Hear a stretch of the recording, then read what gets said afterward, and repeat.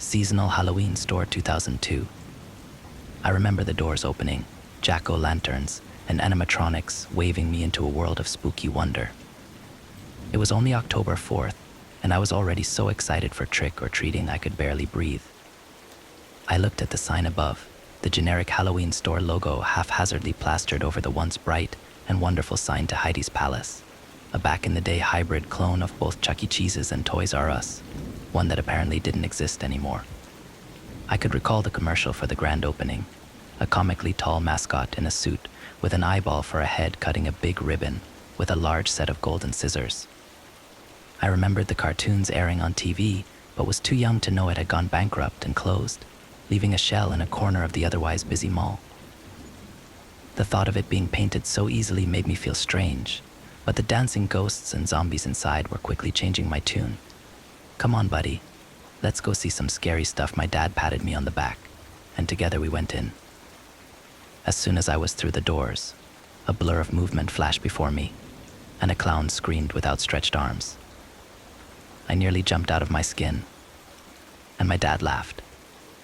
I recoiled at his menacing face, one that quickly melted away, and said, "If you need help finding anything, let me know."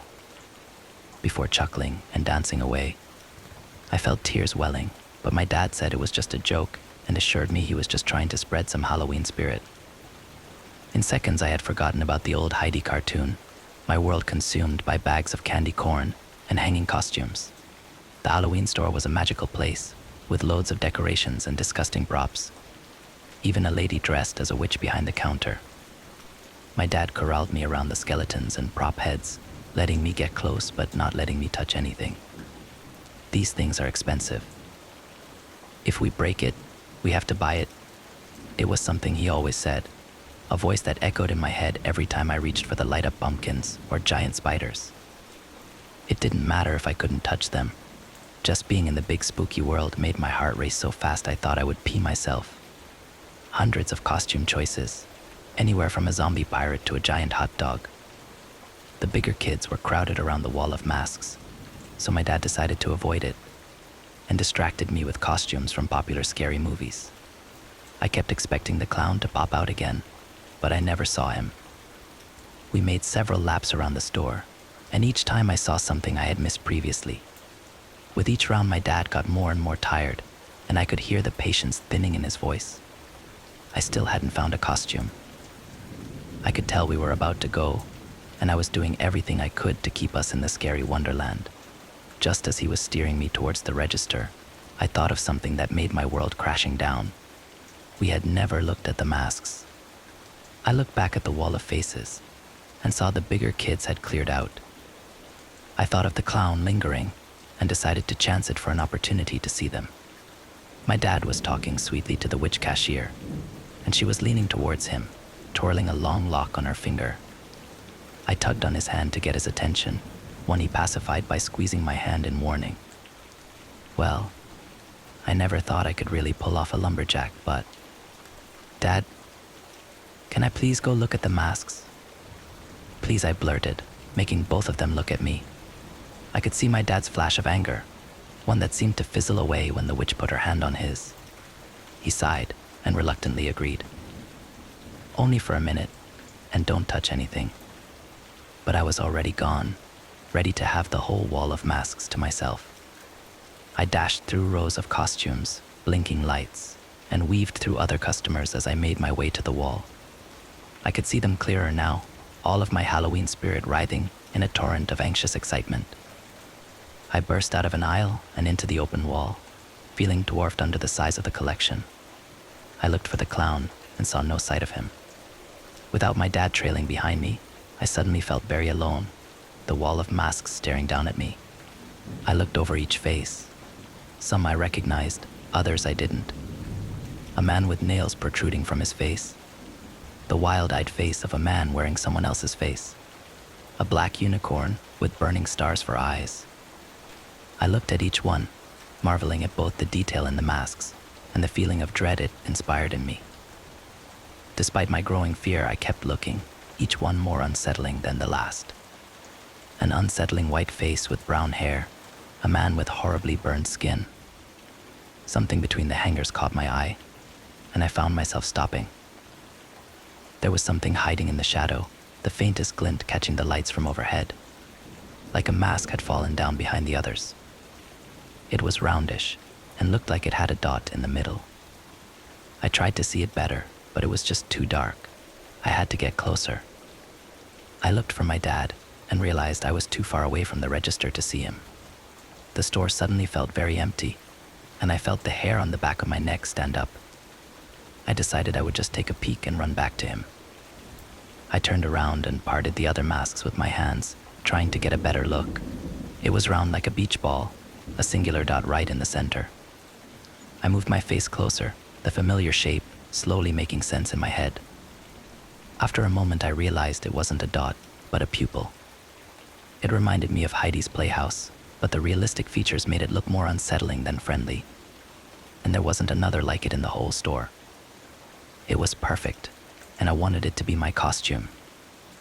I reached for the mask, but it was too far away. I tried to worm my way between the hangers, keeping the mask in my view as I inched between them. When I reached again, one of the hangers caught my shirt, preventing me from going further. When I tried to shake it off, I felt something grab my hand. I looked to see long black fingers wrapped around my hand, an icy grip that came from the shadows of the rack. I felt a sickening pit in my stomach and tried to pull away, but it wouldn't let go. The pupil on the Heidi mask dilated and blinked. Before I could scream, the hand yanked me into the wall, and I blacked out. When I awoke, I felt the cold press of the floor on my face. I jumped to my feet and looked around, feeling a kindling panic when I didn't recognize where I was. I was in an aisle, black and white checkered tile, reaching for as long as I could see. There were shelves on either side of me, neatly organized toys stacked high until they almost touched the fluorescence above. "Dad," I called out, my voice meeting nothing but dead silence. The aisle seemed to stretch forever, hundreds of toys lining the path both ways. I found myself shivering, wanting desperately to go home. Next to me was a cardboard cutout, bold letters announcing the grand opening Heidi's Palace. Join Heidi and his sidekick Shep the sheepdog on the greatest game of hide and go seek, ever. The cutout depicted an unusually tall and lanky man dressed in a suit, with a large eyeball serving as his head. Beside him was an adorable-looking sheepdog with sparkling eyes that stood on its hind legs like a person. It looked just like the cartoon I had seen on TV. At the bottom of the sign read its catchy slogan, "No one can hide from Heidi."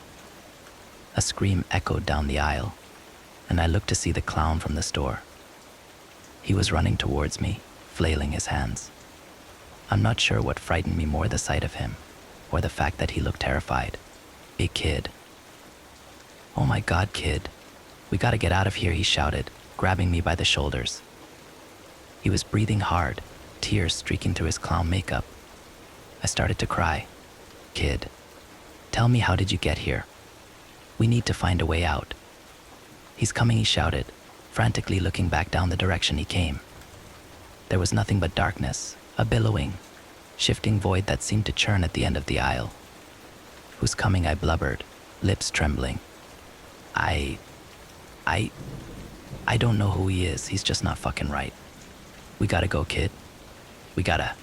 Suddenly, a large hand gripped the clown's shoulder and yanked him away, pulling so hard his oversized shoes kicked off his feet. The arm that grabbed him stretched from the darkness and held him up in the air, wrapping around his throat until he choked for breath. "No, please." I watched in horror as the arm slammed him down, an impact so hard it rattled the boxes on the shelves. The clown coughed and clutched at his stomach, and the long arm slithered away and into the darkness. "Run, kid. Run," he coughed, but he wasn't looking at me. From the darkness poked a large pair of golden shears, reflecting in the fluorescent light. The blades opened like a guillotine, worked by two long hands that gripped the loop fiercely. Out stepped an incredibly thin body, standing tall with a massive bloodshot spherical eyeball. I froze with fear as the scarily shaped Heidi crouched to keep his head from hitting the ceiling. He cast a shadow over the clown as he approached, who was holding his hand out in surrender. "You thought you could hide from me," it spoke with no mouth, the massive eye narrowing in front of him. "No." The blades closed, shearing the clown's arm and head from his body. The separated pieces flailed and sprayed, but Heidi was already opening the shears again to give it another go. He closed them again, and then again, flinging a spatter of minced guts and bloody spray as he kept snapping the giant scissors. As red speckles peppered his giant eye, Heidi looked at me and stopped, snapping the shears at the air. I turned and ran, heading into the opposite direction as a piercing shriek emitted from the eyeball. The limbs skittered like a spider, closing the distance in seconds as I screamed. I woke in my father's arms, crying hysterically. We were sitting on the floor, and he was rocking me back and forth as a crowd gathered around us. I was back in the Halloween store. The checkered tile beneath me was once again old, scuffed carpet. Heidi was nowhere to be found. My dad asked me what happened, saying he found me on the floor crying by the masks.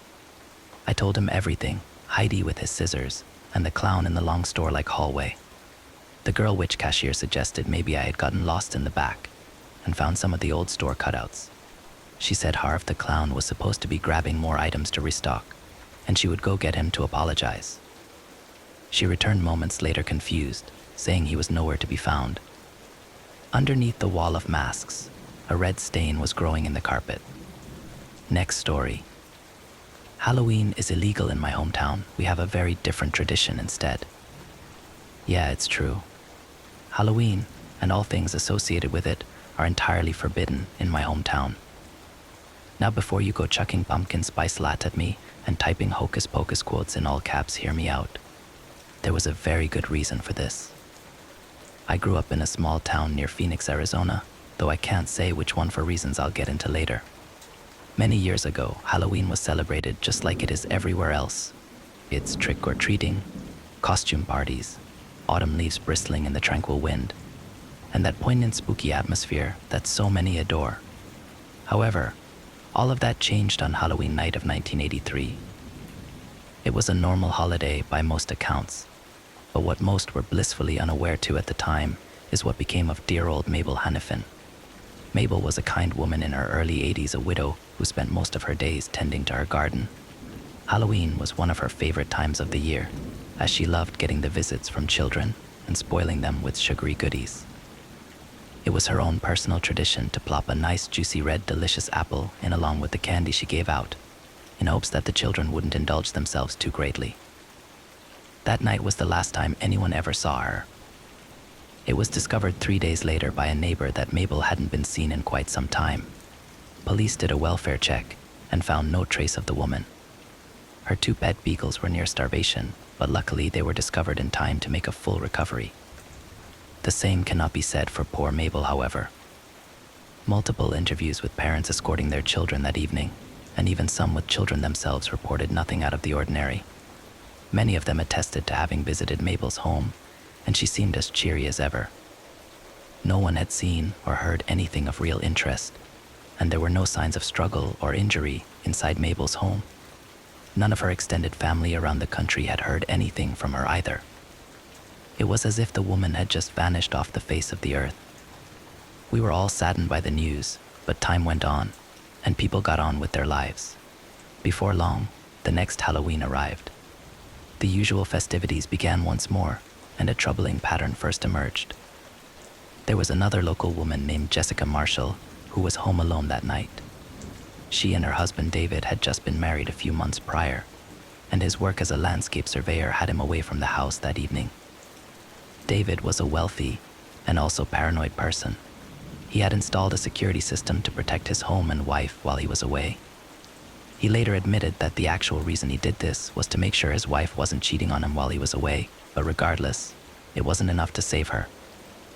Once more, that night was the last time anyone ever saw Jessica. It didn't take David long to notice, and soon after he contacted the local police in a panic. Just like with Mabel, the police were unable to find any incriminating pieces of evidence at the scene, nor were they able to find any trace of Jessica's whereabouts. The only thing in the house that seemed to indicate anything strange was the spilled bowl of Halloween candy. Police sat down with David and reviewed the tapes manually soon after. They quickly found something odd, but it was not what they expected.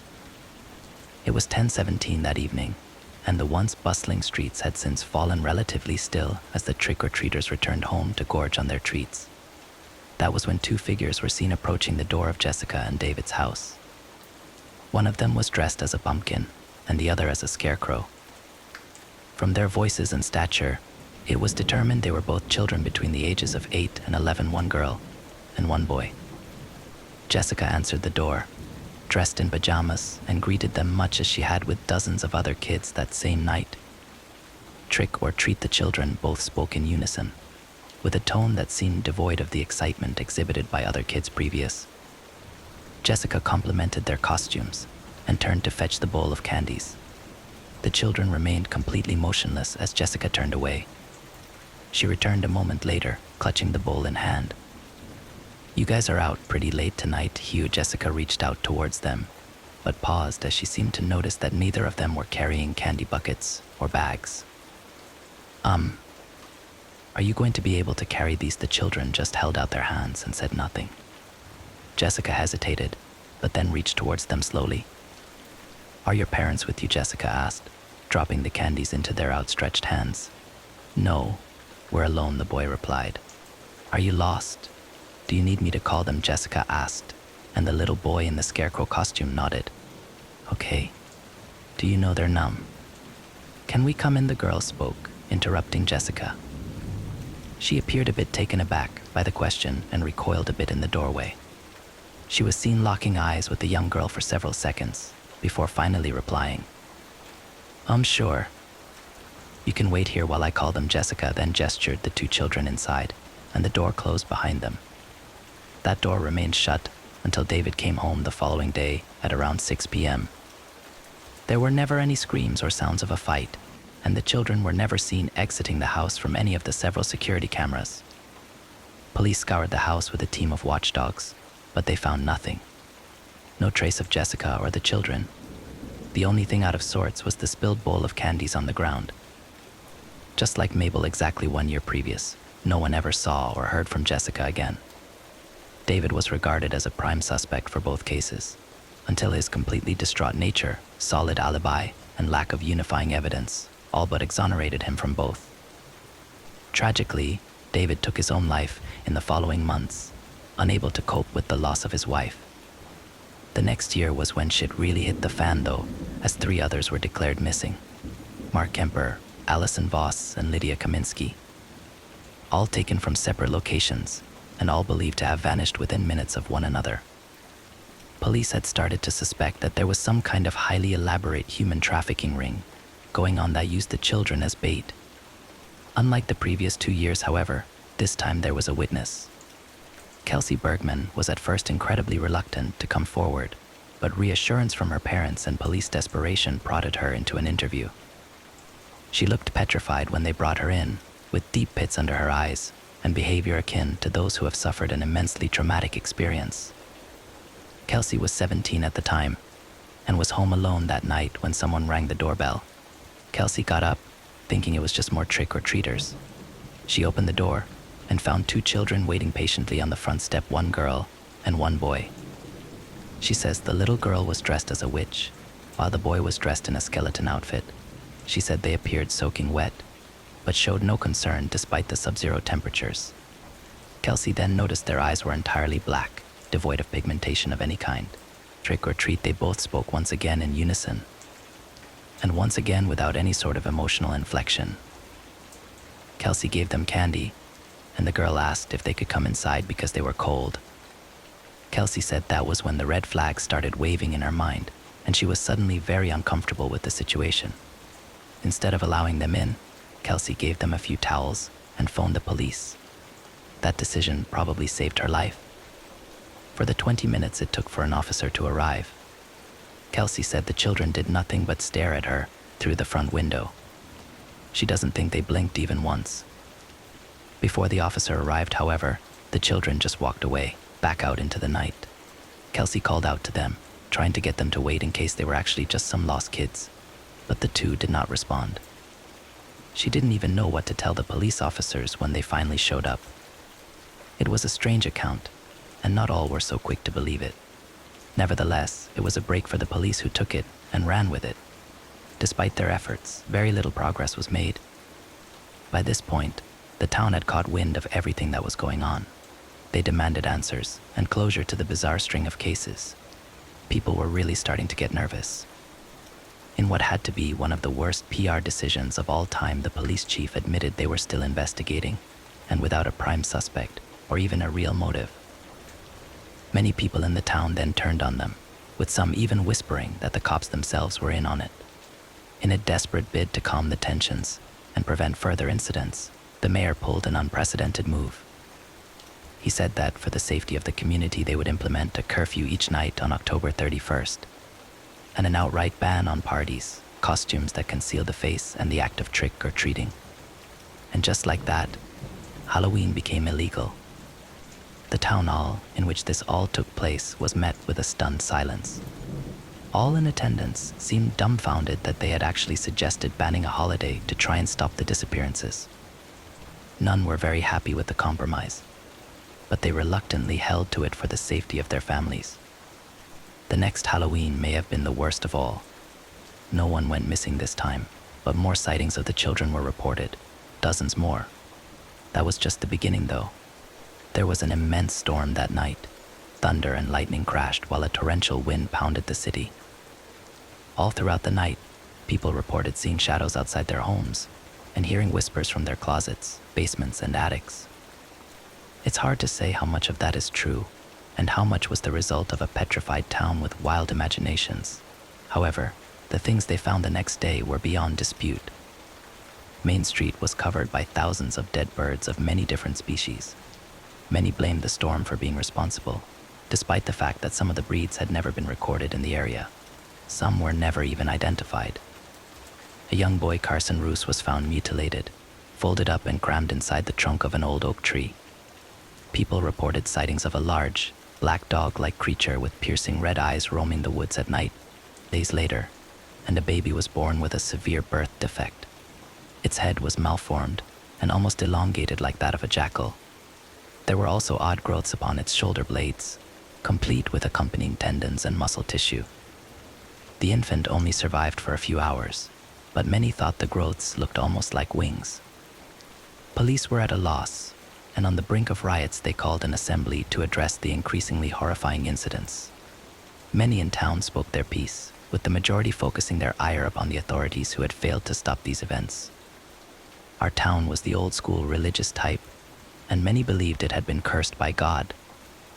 The police chief reaffirmed that Halloween would remain illegal, and that he would double efforts and resources to uncover the truth behind what was going on. The audience fell into a stunned silence, until a low grumbling chuckle emerged from the back row. "That won't stop it," the voice of a man called out. All in attendance turned back to see him rise to his feet amidst the crowd. He was a tall man, slender with fierce, black eyebrows and a slight grin that seemed to be perpetually stapled to his face. "And who are you?" one of the council members asked, speaking the question that all had on their minds. The tall man smirked and introduced himself as Atticus Stone. He claimed he was a soothsayer, and he had been guided by dreams to help the town in their time of crisis.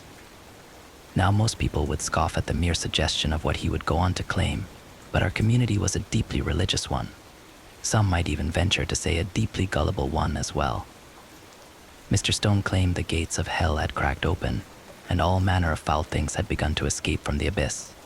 He said it was the beginning stages of the rapture, and there was no longer any sense in praying to God as he would not help us. He mentioned something about how that would break a certain oath, but didn't elaborate further. Someone asked who the black-eyed children were, but Mr. Stone gave only a cryptic response. The lost ones. People were scared, and prepared to believe and do anything if it meant keeping themselves and their families safe. Trust in the police and church plummeted to an all-time low as the odd occurrences refused to relent, and slowly but surely people turned to advice from the strange Mr. Atticus Stone.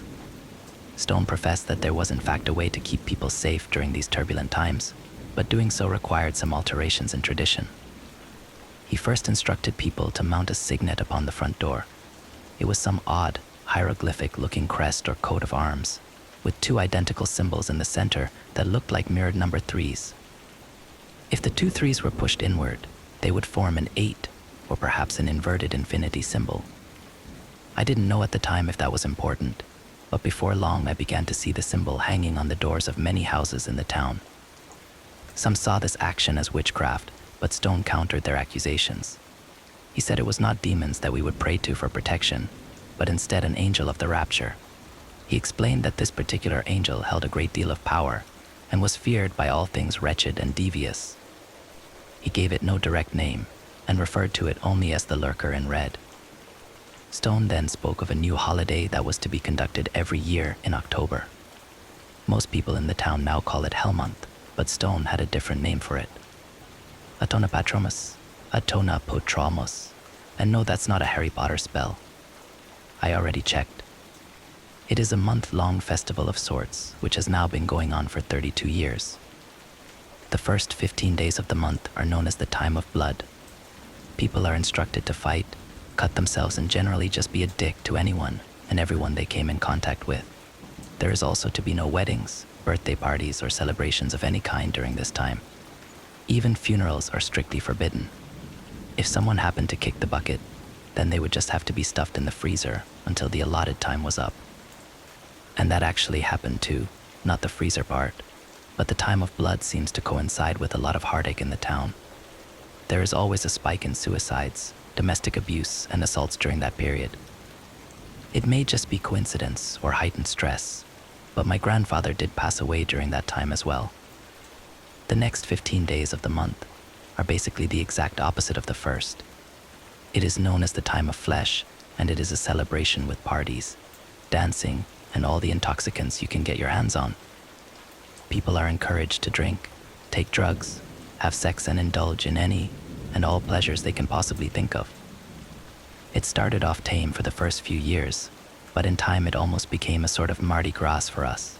Nowadays it's not uncommon to see large street parties, opium dens, and moonlight orgies with dozens of participants. The degeneracy seemed to creep slowly and corrupt the people in town as the years went by. Former members of the church succumbed to the hedonism, and generally well-respected individuals began to indulge their deviant fantasies. I won't lie, I very much enjoyed this holiday growing up. The first half of the month sucked, but the rest was essentially just one giant party. The event is oddly cathartic in a way that I've never been able to replicate with anything else in life. It's almost as if the contrast of immense pain at the beginning of the month made the pleasures at the end infinitely more enjoyable. The last day of the month is reserved for the most important event of all, the time of silence. Every October 31st, in place of Halloween, people in the town return to their homes, extinguish all the lights, and sleep in the same room as one another.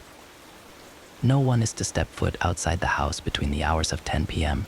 and 4 a.m. for any purpose whatsoever. Those that have defied this rule have yet to be seen ever again. I remember those nights most vividly of all, not only because I was finally sober after a 2-week-long bender, but because of the sounds.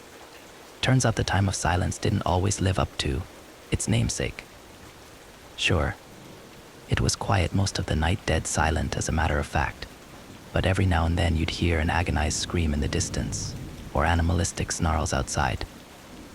God only knows what truly was happening on those nights, but honestly, I hope I never find out.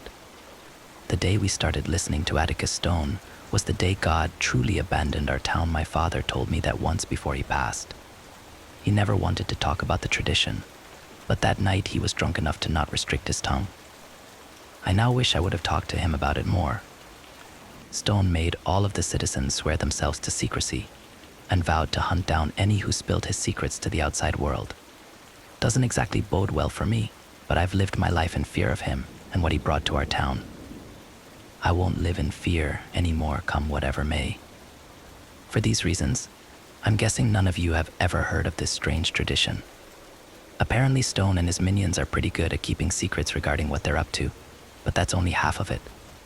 See, the weirdest thing about Stone's plan was that it actually seemed to work. Ever since the town has adopted the tradition, things have gotten a lot better. No more unexplained disappearances, sightings of obsidian-eyed children or other cryptids. Heck, even the property value has gone up. The town is booming in trade and has grown wealthy beyond expectation in the last few years. It's almost as if it's all too good to be true. which of course is how I first began thinking that it is. Turns out we might have really screwed things up. That's actually the reason I'm here telling this story now. You have to understand, when this all began, I was very young and, well, stupid. Sure, it was odd at first, but we all just sort of got on with life after things began improving. What I'm trying to say is that it's very difficult to recognize a cult for what it is when you're already in it. I finally moved away from the town a couple years after high school. It took only a few mentions of our hometown tradition to friends and subpar coworkers for me to really begin contemplating my entire upbringing. That's when I really got curious about the whole thing. I started researching, and after months of searching, I finally found that strange symbol that we hang on our doors. It was in a place I really didn't want it to be either, an old book on voodoo and the occult. This symbol is closely associated with a familiar sounding entity, the lurker in red. It has another name too, but most strongly advise against speaking it or even writing it. Apparently that's a good way to catch its attention, which is something you don't really want if you're not prepared. Names hold a great deal of power. This deity or force or whatever it is has qualities associated primarily with vengeance, wrath, and war. Sounds like a nice guy, huh? Strangely enough though, it is also associated with things like protection, family, and even the well-being of children. It's like if you mixed Rambo with Mary Poppins and then gave it supernatural abilities. There are a multitude of rituals and chances to gain favor with this being. It was a lengthy list, but one of them caught my eye and manifested an amorphous pit of dread in my gut as I read it. As it turns out, this holiday that we've been performing for the past 32 years is actually more like a ritual designed to invoke the favor of the lurker in red. For me, the realization that my hometown had been performing an occult ritual for over 30 years and utilizing the power of some eldritch creature was troubling enough. But then I saw the other stories online, and the pieces finally came together. I'm willing to bet you've seen them, 2 accounts posted on Reddit and other forums detailing someone's encounter with children whose eyes were entirely black. Most of the time, the children would behave in unsettling ways and ask the potential victim to let them inside. I'm sure a lot of these tales are just fiction by this point, but many people swear by their accounts, and those are the ones I'm worried about. The thing is, I always assumed this phenomenon was isolated to our strange little town, and I think at one point it actually was. I don't think Atonapatromus was actually banishing them to hell as Stone claimed. I think it just drove them elsewhere. Worse still, it might have actually exacerbated the problem. I have reckoned with this knowledge for the past decade, at least a horrible truth which has all but consumed my life. For those that may lambaste me for not speaking sooner upon it, I wouldn't blame you. Truth is that I'm afraid, not only of what Atticus Stone and his cohorts may do once they find out I expose their secrets, but also of that thing they worship. This year marks the 33rd year of Atonapatromus, and I think that is significant. 33 is a number with a great many interesting qualities. The highest rank attainable in Scottish Rite Freemasonry is the 33rd degree. The Grand Orient de France of Freemasonry was founded in 1733. In 1933, Adolf Hitler became Chancellor of Germany, and the United States added the Masonic Great Seal inscribed with the Latin words for New World Order onto the dollar bill. Harry S. Truman, a 33rd degree Freemason, became the 33rd President of the United States and dropped the nuclear bombs upon Hiroshima and Nagasaki, which straddle the 33rd longitudinal parallel.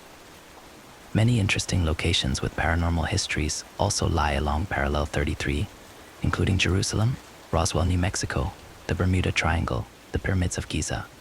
Some also believe Atlantis and the Garden of Eden were once located somewhere within the 33rd parallel. JFK was assassinated at the 33rd parallel, as was David Koresh, a cult leader killed at 33 years old. There have been many tragedies along the 33rd parallel, and I suggest looking into it for yourself, as there's no way I can list them all. Numerology lists several traits associated with the number 33, including enlightenment, conscious ascension, and spiritual birth. Many cultures and religions also place great significance upon the number as well. The Vedic religion of the Anglo-Indian tribes had 33 deities. The second level of Buddhist nirvana is called Trayastrimsa, which translates to belonging to the 33 devas. Islamic prayer beads generally have 33 beads, which correspond to their various names of God. The Christian Bible may hold the most references of all, though. The rule of King David in Jerusalem lasted 33 years. It is said that Jesus Christ performed a total of 33 miracles throughout the Gospels. He was then crucified in year 33 at the age of 33. Mount Hermon lies at 33 degrees longitude and 33 degrees latitude, and is said to be the place where the Nephilim first descended to earth. The final book of the Bible, Revelation, also seems to revere the number. 333 is half the number of the beast, who is said to arise in the era of the rapture. The beast is said to devour 1/3 of the stars in the sky and annihilate 1/3 of all life on earth, or approximately 33.33%. The beast has many different names, including the Great Dragon, the Lie of Lies, but most interesting for our purposes, the Lurker in Red. Now, all of this may just be vague coincidence, and I'll be the first to admit that I don't know what it is all supposed to mean. I just find it rather poetic that our town lies near Phoenix, Arizona. A phoenix is a mythical bird creature engulfed by flames, something that would have been depicted as a red spirit who lurks in the skies. The crest which decorates the doors of my hometown also bear the inverted 33, as if it has to mean something. Oh, and can you guess what longitude our town lies on? Smack dab in the middle of the 33rd parallel. I know it all sounds crazy, and probably like conspiratorial nonsense for which there is no real basis at this point. I may have just overanalyzed the hell out of all of this, but I just can't help but feel there is something more to this. If you know anything about the Freemason philosophy, you'll know that numbers are of great importance. Nothing they do is a coincidence. It is all supposed to mean something. What that is exactly, I don't know. And in regards to the black-eyed children and everything else, I'm still not sure how it all connects. I still don't know what they want, how they can do the things they do, or even what they actually are. I do know one thing, though: they're still out there. Like I said at the beginning, I don't want to ruin anyone's fun. I know that many people absolutely love this time of year, and I wouldn't want to take that away from them. I just think it's important for you all to be aware of the things that are truly out there. So, when the big night comes, and you're all dressed up as Clifford the Big Red Dog, or a sexy version of a spatula or something, just keep an eye out. There's going to be a lot of trick-or-treaters out that night, and some of them may have eyes that look a little too dark. Whatever you do, just do not let them inside your house. There's no telling how many there are now, or where they've gone. But I've got an odd feeling that we haven't seen the last of them. Stay safe out there. Next story. I was found on Halloween, 1993. No one could figure out where I came from. This is my story. On the evening of Halloween, 1993, a family on their way to Cheyenne stopped their station wagon in the middle of a desolate road after seeing a 10-year-old girl walking by herself. They had been alarmed at the sight of the kid wandering around without her parents in the middle of nowhere and wanted to give her a helping hand. The child was dressed in a Halloween costume, a skeleton to be precise, and was later described to the police as disoriented and confused. When the family asked the child what she was doing on the road all by herself, she said that she was trying to find her way back to her hometown, Ataraxia Springs. The father in the family brought out his map from the car, but soon realized that there was no such town in Wyoming. That child, walking by herself on that fateful Halloween night, was me. The events described above are well documented, and no one is contesting the way I was found, but how I ended up on that road all by myself was never fully explained. There had been no missing children reports filed fitting my description, and they were never able to locate my parents, even though I told them their full names and phone number. All they had to go by was my own story about what happened that night, a story that they couldn't believe. In the end, after several years of therapy, I didn't believe it either. I accepted the fact that I had most likely been kidnapped by sex traffickers, or perhaps even been born into that horrific fate, and chosen to forget it and replace it with my own version of the truth. I was taught that when memories contradict reality, it must be the memories that are wrong and not the other way around. It made sense to me, and I slowly came to terms with the fact that my childhood memories were false. It wasn't until last week that I had reasons to revisit these memories of mine. Something happened that made me doubt what all those years of therapy taught me. That's why I've decided to share my story once more. partly for my own sake, just to make my memories merge with physical reality on the paper, if that makes sense, but also to reach out to others who might have experienced something similar and might also be wondering if that old, strange memory of theirs might in fact have happened after all. Some of the details in this story are based on the diary entry that I wrote down after I had been found, but I still remember most of what happened vividly. And I remember Ataraxia Springs. It was built around an old tuberculosis sanatorium that had been closed down after the discovery of antibiotics in the late 20s. This detail was drilled into our brains during school since our town took its own history very seriously. The sanatorium itself was built across the lake beside the town, where it was still standing. The older kids had a lot of ghost stories about the rundown building, stories they loved to tell around the campfire on the beach, with Ataraxia Sanatorium casting its frightening shadow on the water from the other side of the lake. Other than this piece of history, the town was your average American town. My parents, not my foster parents, but the ones that were never found, were good to me and my older sister. They gave us a happy childhood in a nice neighborhood, and as far as I can remember, if it is a memory at all, nothing was out of the ordinary. Not until that night. Halloween was a big deal in our neighborhood, and everyone always tried to outdo each other with their costumes. This year wasn't any different. The air was filled with excitement, and I really loved the skeleton suit my dad had bought me. My sister was a bit too old for trick or treating, but she had promised to do it with me so that our parents could stay home and hand out candy to the other kids, and most likely have some time to themselves. It was all going well until my sister's punk rocker friends showed up on their bikes. I hated them. They were Ryan, Johnny, and Ashley. They gave the neighborhood a bad reputation, or so everyone thought, and they always teased me. "Hey, Marjorie," Ryan shouted to my sister. "Are you babysitting tonight, out of all nights?" Ryan continued and said that they were going to the sanatorium. I don't remember which words he used exactly, but he said something about it being the perfect night for it, and that it was a shame that she had me tied around her ankle like a shackle. I was already afraid, looking up at their tall bikes at the end of the cul-de-sac, because I knew what was coming next. I looked up at my sister and grabbed her hand. Back then, I thought of her almost as an adult, even though she was just a teenager. She hesitated, and there was some arguing back and forth until it was decided that she would bring me with them. "Simon, Melissa," she said, and looked at me as my heart sunk into my belly. "What's the worst that can happen? It will be fun for you two, just like one of the adventures in your favorite movies." I said no, but she told me not to be such a crybaby. She didn't want to miss out on her friend's adventure or on some quality time with Ryan. I was an inconvenience, and although my sister tried to convince me that it would be fun for me too, I remember feeling like a fifth wheel. My sister left me with her friends for a few minutes while she sneaked into the garage to grab her bike. It felt like hours. Ryan lit a cigarette with his Zippo. I couldn't understand what my sister saw in him.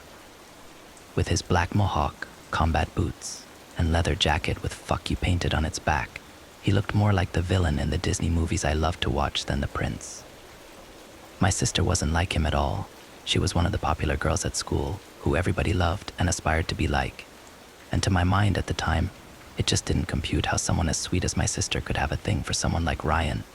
It infuriated me. I wanted to run home and tell my mom, but I knew it would just lead to an ugly fight. My sister put me on the carrier of her bike and told me to hold on to her.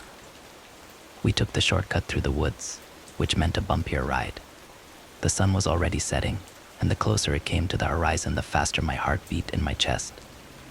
Their laughter echoed between the trees, like hyenas on the hunt. I was so mad at my sister, but also at myself for letting her take me along. The water on the lake was still this night, reflecting the dark clouds above. They left their bikes in the sand. Marjorie grabbed my hand and followed the others to the old boathouse at the edge of the beach.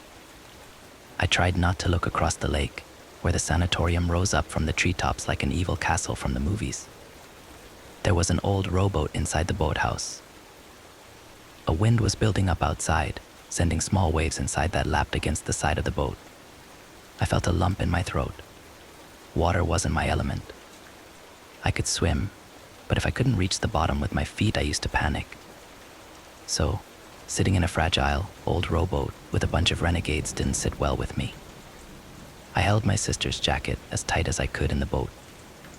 Ryan kicked the boat out of the house and grabbed the oars. There wasn't that much space, and every time the boat rocked, I closed my eyes and tensed up in anticipation. Marjorie's friends teased me when they saw how scared I was, especially Ashley. "Many kids have drowned in this lake," she said. "There's something living at the bottom that feeds on little girls like you," she laughed. "Let's hope it's sleeping tonight." "Don't be mean," my sister said. "I don't believe in any of those stories." "There have been some strange things happening in this area," though, Johnny said. "My dad told me that a couple went missing around the lake like 20 years ago." I didn't want to hear about it. He sounded serious, not like he was teasing. I looked at my sister to see if she believed him, but I couldn't tell. And then Johnny continued. "They were never found. Maybe they just decided to ditch this boring town," Ryan said with a smirk. "Sure," Johnny said, "but their disappearance isn't the strangest thing about this. While they searched for them, they found this old, naked dude wandering around in the forest, who claimed he was the guy who had disappeared. He was taken in as a suspect since he was way too old to be that guy. They never got any answers from him, though. He hung himself in his cell before they could question him. My dad was the one who found him hanging from the top of the bunk. We reached the other side of the lake, just beneath the sanatorium. It smelled old seaweed and rotten eggs. Decaying reed crunched under our feet as we stepped ashore. A couple of ducks flew away, scared by our presence. I held my sister's hand. The sky was covered in heavy clouds, and a rumble spread among them. This was the first time any of us stepped foot on the other side of the lake, and I could see that my sister was afraid as well, even though she tried to hide it behind her exaggerated smiles toward Ryan. He lit another cigarette. "Let's go," he said. "I've always been curious about this place." We followed him up an overgrown road. Something rustled in the bushes. I asked my sister what it was, hoping she would calm my nerves, but instead Ryan answered, "There are ghouls hiding in there, so don't go too close." "Don't listen to him," my sister said. "It's just birds." But I was already terrified. It wasn't just the scary noises, but the entire atmosphere around this place. It just didn't feel right. Something in the air felt off. Ordinary things came off as strangely unfamiliar. The leaves on the ground seemed too large, the trees too tall, and the sky too vicious. The courtyard was covered in gravel, but there was dead grass sprouting up from it here and there. Slowly, we approached the stairs to the entrance. "Can't we go back now?" I asked my sister in a whisper. "Do we have to go inside?" The doors were locked. Ryan pulled at them as hard as he could, hoping that the old doors wouldn't stand a chance against his strength. But they wouldn't move an inch. It made me relieved, but Ryan was relentless. He insisted on trying to find another way inside. We walked around the building, struggling through the brushy terrain, until we found a small, rusty door at the other side. The purpose behind this door was difficult to figure out since it was almost completely inaccessible. To my great disappointment, it was open. As soon as we closed the door behind us, the thunder outside intensified in an instant, and hard rain banged on the door. Ryan lit his Zippo, revealing a small corridor inside a large cellar. The cold air smelled musty. There was graffiti on the walls, dating back a long time by the looks of it. Ryan slowly moved his lighter across the wall, reading a text that had been sprayed on it with a blood-red color. "If you close the door, it's already too late." "What's that supposed to mean?" Johnny said. Ashley, scared for the first time this night, tried to open the door again, but it wouldn't budge. "Simon, guys. I can't get it open," she said, just as if she suddenly sensed some kind of danger. "Help me out, would you?" Ryan and Johnny joined her, but no matter how much they tried, the door remained closed. "Marjorie," I looked up at my sister. "What's happening?" "I'm afraid." I don't know. It was unlocked just moments ago," Ashley yelled. Everyone was freaking out, yelling at each other, until Ryan raised his voice. Enough, he paused to make sure everyone was quiet. "Let's just find a way up to the main entrance and exit from there. Worst case scenario, we climb out one of the windows." "Jesus, relax." My sister relaxed her grip around my hand, clearly calmed down by Ryan's words. I have a really bad feeling about this place, Ashley said. I don't know. It just washed over me like a fucking tsunami. This strange feeling of, I don't know, just a scary feeling. Of dread, my sister asked with a shaky voice. I felt it too. You're all getting worked up about nothing, Ryan said. Get it together. It's all your fault, I said. You shouldn't tell us what to do. This was your stupid idea. Shut up. Melissa, my sister said, blushing from embarrassment. What I said. Mom is right. Your friends have a bad influence on you. Shut up, my sister yelled. My God, Melissa. Ryan laughed. It's okay, he said. She's just scared. Mom sucked, Johnny added with a smile. But still shaken up just like the rest of us. I hate my mom. She's always telling me what to and how to dress and what to think and what not. I crossed my arms in anger at their attitudes that had clearly gotten us into trouble. Well, if you listened to your mom, maybe you wouldn't be trapped here, would you? We aren't trapped, Ryan said, and led the way through the dark corridor.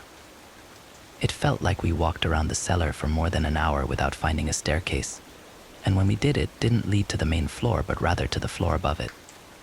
It didn't make any sense. We came to a ward filled with old beds. The windows were large, but too high up for any of us to reach them. In that sense, the room reminded me of the church downtown. The windows vibrated for every lightning strike outside. Johnny pointed to one of the beds.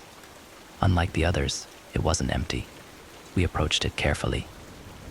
My sister covered my eyes when we came close enough to see what it was, but their scared voices and Ashley's screams told me all I needed to know.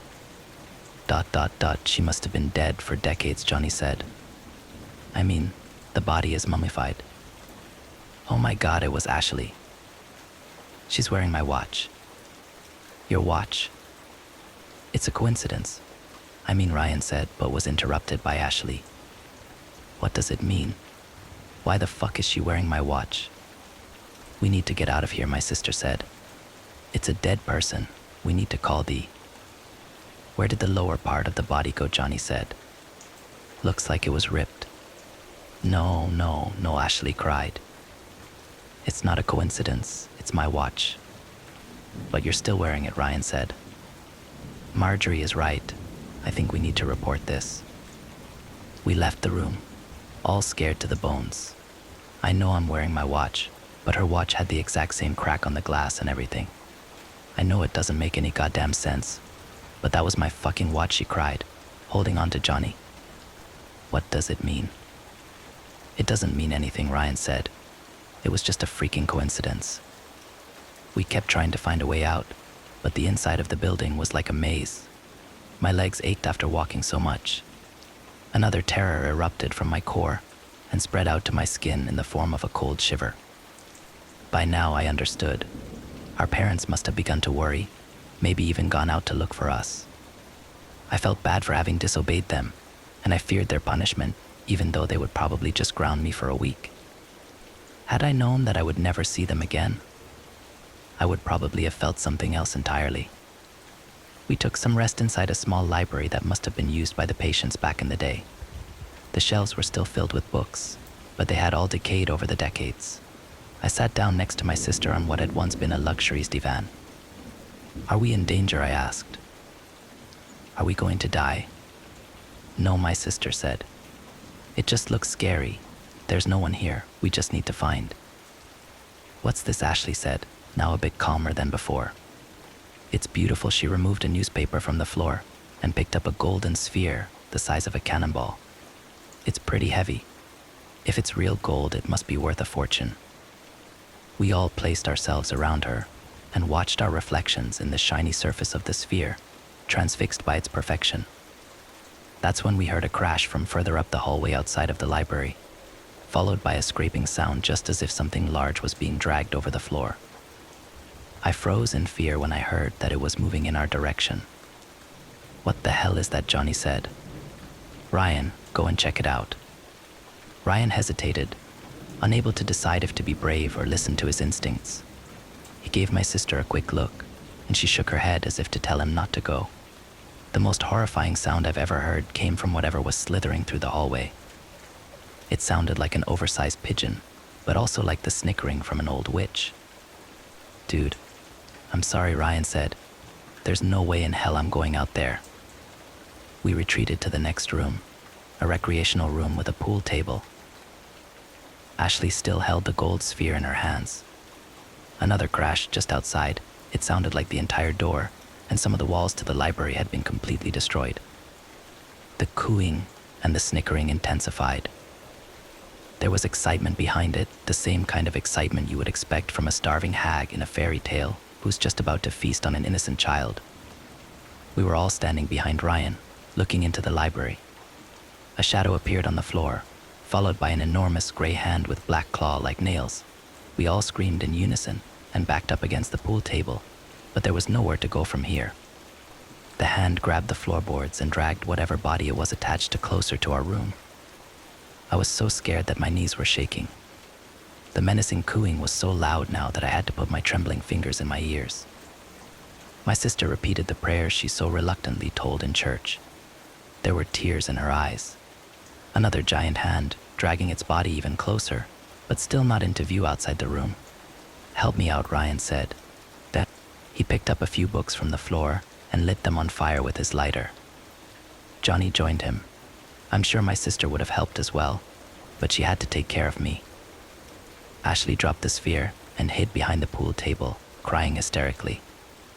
Slowly, the monster dragged itself into view. My sister released a guttural scream. I wanted to look away, but I was paralyzed by fear. The creature faced us. It was nothing more than a giant, saggy head that pulled itself forward with its long arms that were attached to its temples. A few long strands of black hair grew on top of it, and it had a long, crooked nose above its terrifying mouth. It was enough to make it the most dreadful thing I've ever seen, but what made it even worse were its eyes, two enormous, expressionless golden spheres. We could see our own reflections in them. It went ku-ku-kiu-usio and licked its gray lips with its black tongue. It was just about to stick its arms inside the doorframe and rip it apart when Ryan and Johnny began throwing the burning books at it. It backed away, screaming like an oversized infant. "Come on," Ryan called out. "Let's go." My sister picked me up in her arms. We ran past the monster while it was still deflecting the flames, but Ashley was too late. The second she appeared in the door, she was grabbed by the legs and pulled into the mouth of the monster. She cried out for help in a state of utter panic. The sharp, large teeth cut through her legs. The crunch when they went through her bones were blood-chilling to hear. Johnny stepped forward and grabbed Ashley's hands. He pulled until the threads still attached to her legs separated. We dragged her into the hallway, leaving a trail of blood on the floor, and continued into another ward. Ryan and Johnny put her in a bed. She was still alive. The old sheets quickly turned red from the blood pouring out from beneath her waist. "We're back," she said. "California, can't you see?" Johnny cried at the bedside. "No, we'll get you to a hospital." The cooing echoed through the hallway. "And no," Ashley said. "This is it for me. I love you. Now, go." Johnny kissed her face as she lost consciousness. No, don't I love you too?" "I'm sorry," my sister said, "but it's almost here. We have to get the fuck out of here." The monster spat something out that landed with a bang outside the door. It was one of the golden spheres. "Ku-ku amem. Ku-ku." It sounded hungry. We ran for our lives. More hallways, more staircases, more wards and offices. But no exit. However impossible it may sound, the building was bigger on the inside than on the outside. The cooing died out behind us. We slowed down. My sister put me down on the ground and let me walk by myself. She was too tired to carry me any further. "This place goes on forever," Johnny said. "It's a nightmare. There's no end to it." That text on the wall, it was right. Too late. We're just running in circles, going back in time. My God, Ashley, it was really her that we saw. "There's a way out," Ryan said. "We just haven't found it yet." "What's wrong with this place?" my sister said. "It's like the laws of nature don't apply here, And that horrible thing back there. Are there more of them? It must have come straight out of hell. It spat one of those balls out, did you see that? Hell is a place on earth, Ryan said. He tried to lit a cigarette, but his hands were shaking too much. Those golden spheres looked like its eyes, ... perhaps their eyes too. It spat them out to see further, you know. It appeared when we found the first one, and it sped up after it had spit out the second one. I screamed. What is it? My sister asked. Bugs, I said. Look, around that crack. Hundreds of them were crawling around a crack in the floor, small black beetles with green spots on their backs. I hated bugs. It's okay, my sister said. Just don't step on them. I've never seen any bug like that before, I said. We moved forward until we came to an empty swimming pool.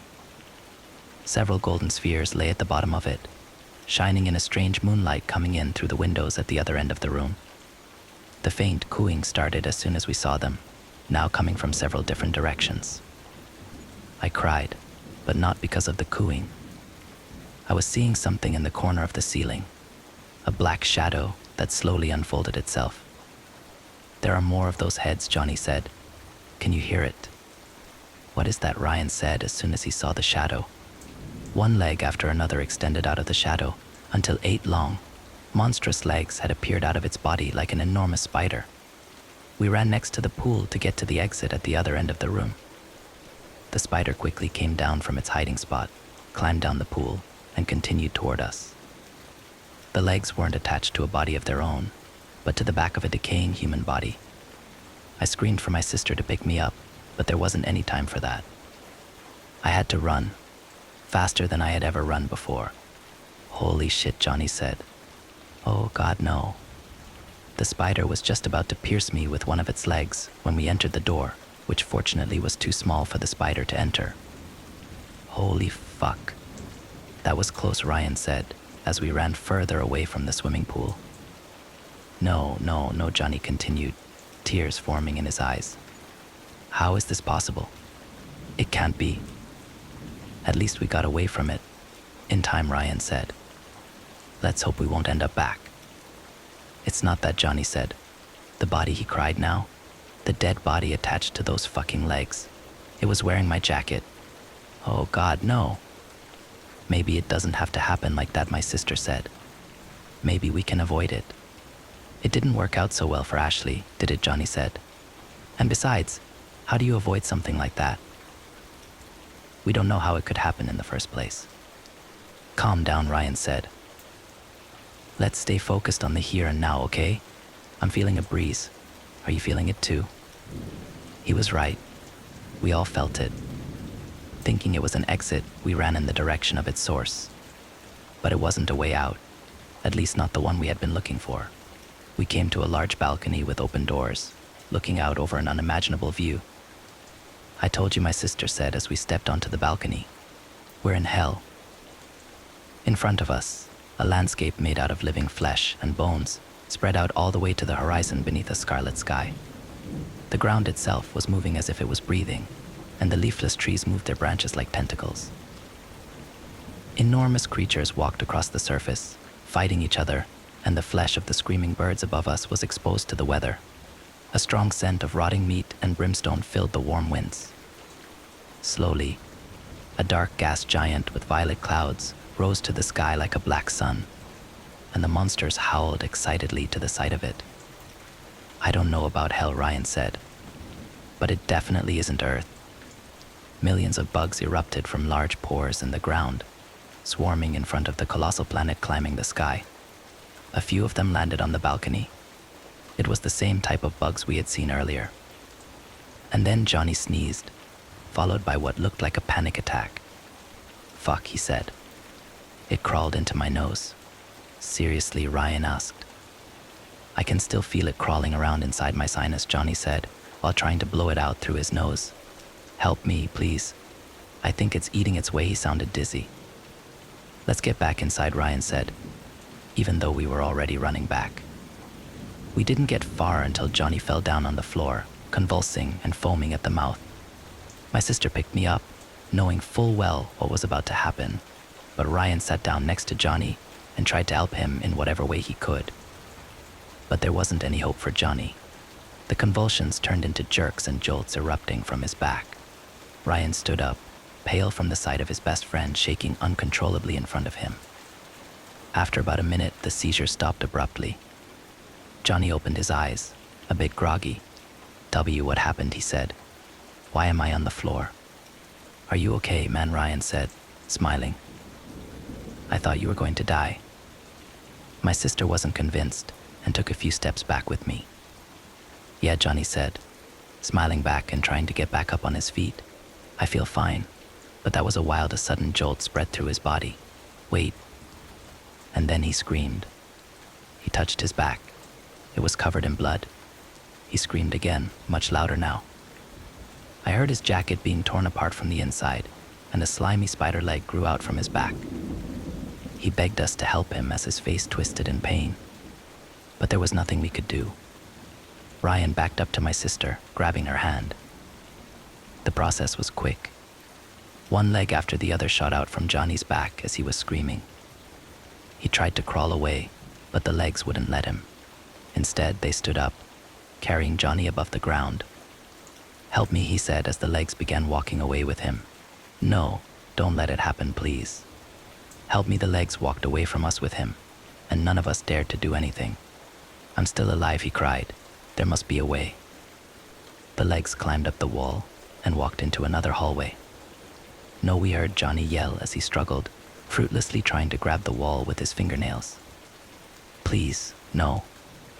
We stood frozen in our places until his screams faded out completely, leaving us with a faint echo of his last words between his sobs. "Mom, I'm scared. Mom." It wasn't until the cooing increased that we began moving again. Standing still was a death sentence in this place. My sister kept me close to her, and herself close to Ryan. We reached a small room with an old piano standing against one of the walls. It was a dead end, but there was something going on behind the piano that my sister insisted on investigating.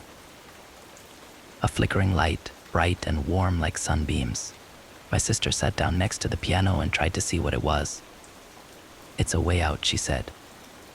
"I can't see where it leads, but it smells like the outside." "Oh, really?" I said, happiness spreading to my body. "Can we finally get out of?" Something heavy bounced against the floor outside the room and slowly rolled into view in the door opening. My relief was immediately replaced by dread. It was one of the golden spheres. "Help me move the piano," my sister said. "Now, Ryan." I looked at them struggling with it. The monster dragged itself closer and closer while snickering and cooing louder and louder. I screamed when it appeared in front of me. Ryan and my sister used all of their strength to push the piano up to the door, blocking it. It wouldn't last long, but perhaps long enough. My sister returned to me, but Ryan wasn't so lucky. The monster reached above the piano with its long arm and grabbed him. He didn't have much time to speak, and he knew it. He picked his word carefully. Perhaps he hadn't said them before. "I love you, Marjorie." I looked up at my sister and her trembling lips in an attempt at avoiding the sight of him being pulled out into the hallway and eaten. But I could still hear it loud and clear. The hole in the wall wasn't so much a hole as an unstable rift in reality. There was a forest on the other side, but just for a few seconds before it changed into a desert that in turn changed into a beach. The beast outside pushed the piano into the room. There was no time to think. My sister picked me up and threw me through the rift. I landed on a forest floor, but not the one we had seen at first, because in this forest it was dark outside. I saw the rift floating in the air. My sister was just about to jump through it, the monster's hand reaching for her when the rift vanished. I stumbled through the woods until I came to the road, trying to find my way home to Ataraxia Springs. The rest is history. As I said, over the years they convinced me that my story was nothing more than a manufactured memory, made in a subconscious attempt at coping with some trauma. But something happened, and now I think that the coping strategy might actually have been to let myself be convinced this never happened. Last week I received a letter. It wasn't sent by mail but delivered by a middle-aged man who claimed that he had found it among his great-great-grandmother's things somewhere in Paris. I sat down at my kitchen table and looked at the envelope. To be delivered to my sister, Melissa Johansson. In case she's ever found after I'm gone, I opened the envelope with shaking hands. It was dated 1970. Tears ran down my face as I read it. It told the story of a teenage girl who had mysteriously appeared in Wyoming in 1889, claiming to come from a small town called Ataraxia Springs. She had gone on to live an adventurous and fulfilling life, surviving 2 world wars and seeing civilization go from horse and carriages to men landing on the moon. She had married, had a son that she named Ryan, and spent the rest of her life in Europe. She was known for searching for her sister. The man said, but she never told anyone this. I thought it was fiction or the result of a well-hidden mental illness. But when I found the old reports of a young girl in Wyoming telling people she came from a little town known as Ataraxia Springs, well, it can't be a coincidence, can it? By now I was crying my eyes out. But it was bittersweet tears. This meant I would never see Marjorie again, but it also meant that she survived that horrible night and that she lived a good life. The letter ended all these years, and I still think of you every day. I miss you. And between my sobs, I whispered, I miss you too. Next story. Ethan's Halloween mask. My cousin Ethan and I grew up together, but I never liked him very much. His family was rich, so he always had the best stuff. Mine wasn't. I didn't. On Halloween, 1985, we were going trick-or-treating together. I was the Terminator, he was Freddy Krueger. His mask cost almost $100, and it looked exactly like Freddy's face. The scars, the sneer, everything was just right. I didn't have a mask. My parents couldn't afford one. I had torn aluminum foil taped to the side of my face. It was meant to look like the Terminator after some of its skin had been ripped off. A few splotches of ketchup on the foil were supposed to look like blood. As soon as it dried, it looked very little like dried blood, and very much like dried ketchup. Despite my terrible costume, I was still excited to trick or treat. We didn't have candy very often at home, except maybe on Easter. My parents encouraged me to go to as many houses as I wanted to get all the candy I'd be able to eat. It felt good to know they wanted me to be happy. Ethan and I went out at sundown and visited house after house. Every time, the homeowners would gush over Ethan's mask. They'd tell him how scary it was, how realistic. Then they'd turn to me and ask who I was supposed to be. I'd answer. Then they'd say something like, "Oh, of course. How could I have missed it?" I could tell they felt sorry for me. One even handed me an extra few pieces of candy. When we were done, our pillowcases stuffed with treats of every sort, we began the long walk home. As we went, Ethan rooted around in his bag of loot. I could hear him grumbling and complaining through his mask. Then he started throwing candy on the street, stuff he didn't like.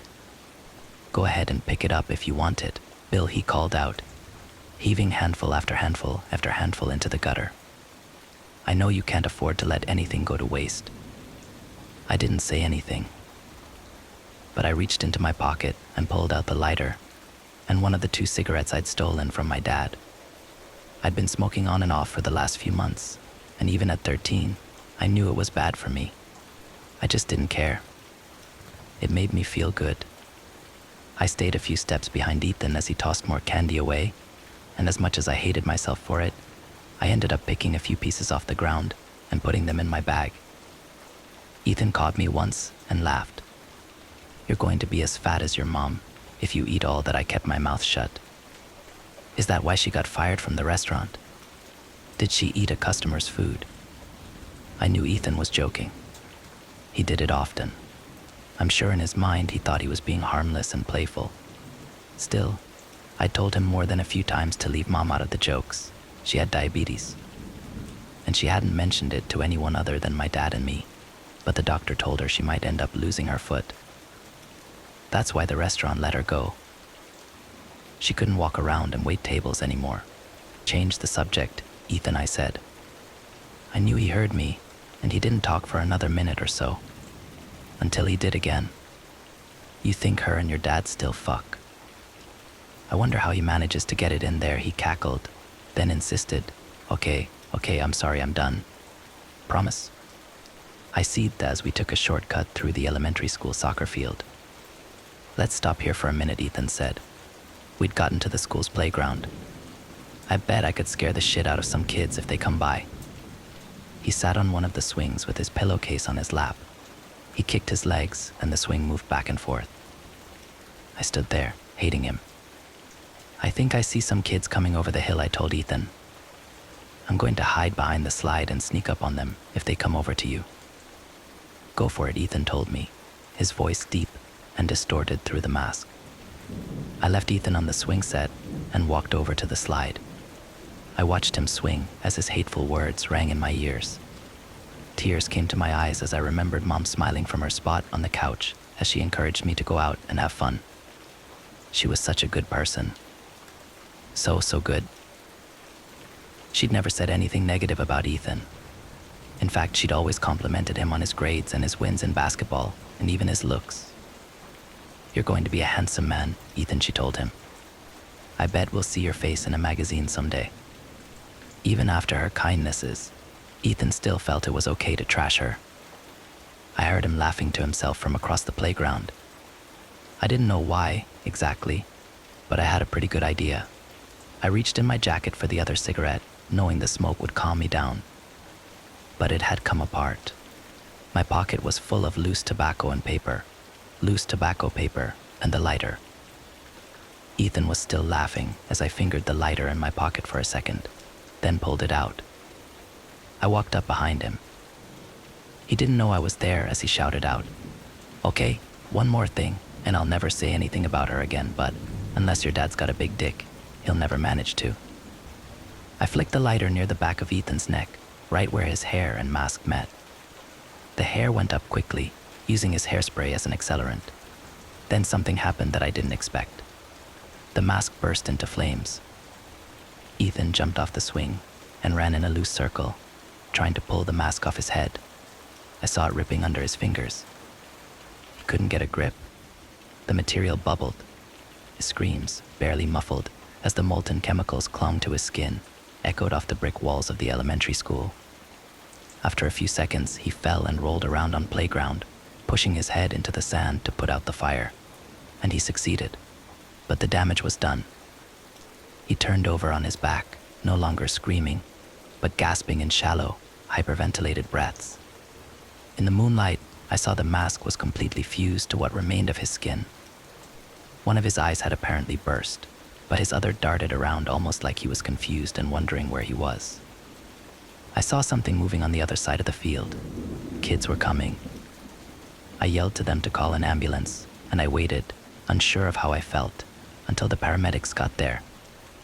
I took complete responsibility for setting Ethan on fire. I said I'd been sneaking up to scare him by flicking the lighter near his face. And yes, I got in a lot of trouble, but everyone believed it was an accident. Ethan's face was destroyed. He had skin grafts and bone grafts and all sorts of reconstructive surgery. He never recovered. Not physically, not emotionally. He killed himself in 1990. His parents held a very expensive funeral. I was invited. They'd forgiven me for my part in his accident years before. In fact, their subsequent lawsuit against the mask company is the reason why Halloween masks are now made of flame-retardant materials. Mom died a few years before Ethan, but not before complications from her diabetes took her left leg. Dad and I were with her in the hospital at the same time Ethan's parents were there to see him through another round of reconstructive surgery. They visited Mom, Dad, and I, while Ethan was still under, recovering after a successful set of grafts. We chatted for a little while about Mom's hopes for recovery, and then the topic moved to Ethan. Ethan's mom was gushing about a plastic surgeon that had recently joined the hospital after working in Switzerland. He was the best, apparently. He'd taken on Ethan's case earlier in the year, albeit remotely, and wrote a substantial article about the new techniques he'd be employing. In the world of plastic surgery, it made a big splash, if only for its ambition. Ethan's mom reached into her purse and pulled out the publication. She flipped it open to the page that showed various photographs of Ethan's burns, and the notes and explanations the surgeon had written to accompany the article. I could tell Mom was holding back tears. I knew why, too. Her eyes met mine, and she couldn't hold back any longer. She began to weep. Dad and Ethan's mother held her while she cried. I just watched. Mom was thinking that she'd been right all those years ago. She'd been right for all the wrong reasons, but right nonetheless. Just like she'd predicted, Ethan's face had finally made it into a magazine.